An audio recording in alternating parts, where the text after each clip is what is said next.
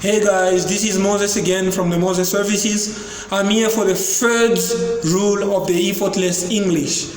Learn with your ears, not with your eyes.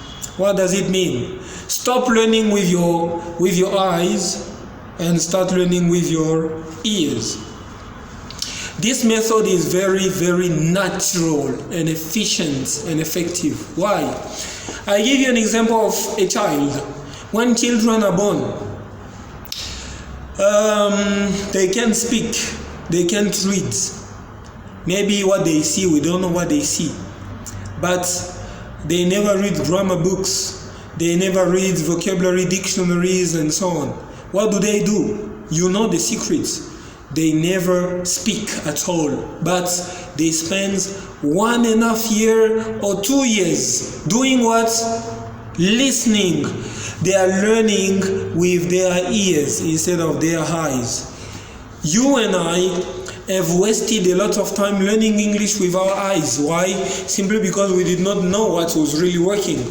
Learning a second language is acquiring something new, something special. It means you don't learn with your eyes. Maybe you don't. Maybe imagine they called me somewhere. I want to teach people who did not know first how to read, how to write. How can you teach them English? For me, it was a very challenging way. Before I discovered this technique, I did not know what should I do. I was writing on the boards, but they couldn't read. I was giving them textbook or list of verbs. They couldn't read. What happened? And they ask you to teach those people and pay you at the end of the month. What will you do? You say, no, they don't know how to read, they don't know how to write. Why should I teach them? And it's difficult, it's complicated. No, it is not complicated. The thing is, we have had that bad method of teaching with eyes, with our eyes. Teaching with eyes is very killing. You want kid to read, no. For you to do this experiment or experience, please, if you're an English teacher, go and teach children who don't know how to read and write. You will see that what I'm telling you is true.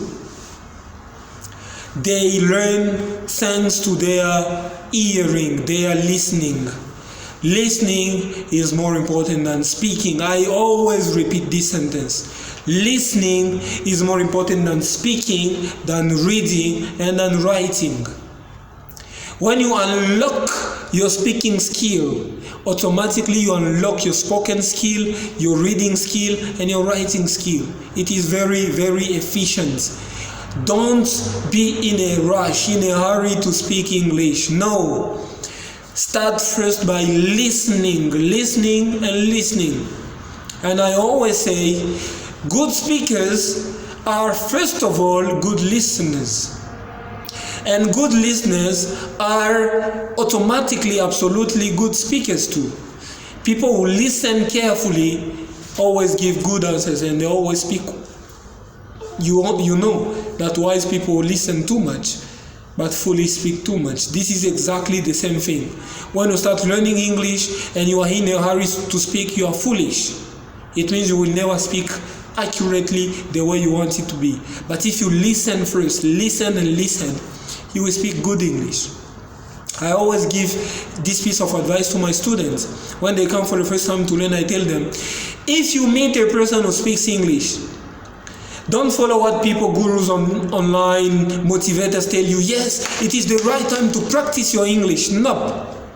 It is the right time for you to emmagazinate, for you to solve, for you to save, to store many words, as many listening as possible.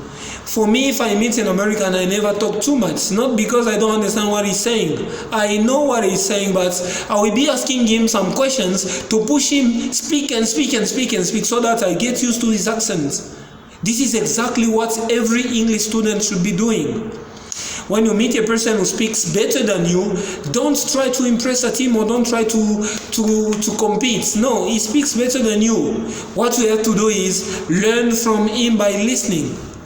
Let him speak, he speaks, and you are listening. And at the end, you will gain more listening practice, and fluency will come by itself. So the third rule of effortless English is learn with your ears, not with your eyes. Thank you so much, and see you next time, guys.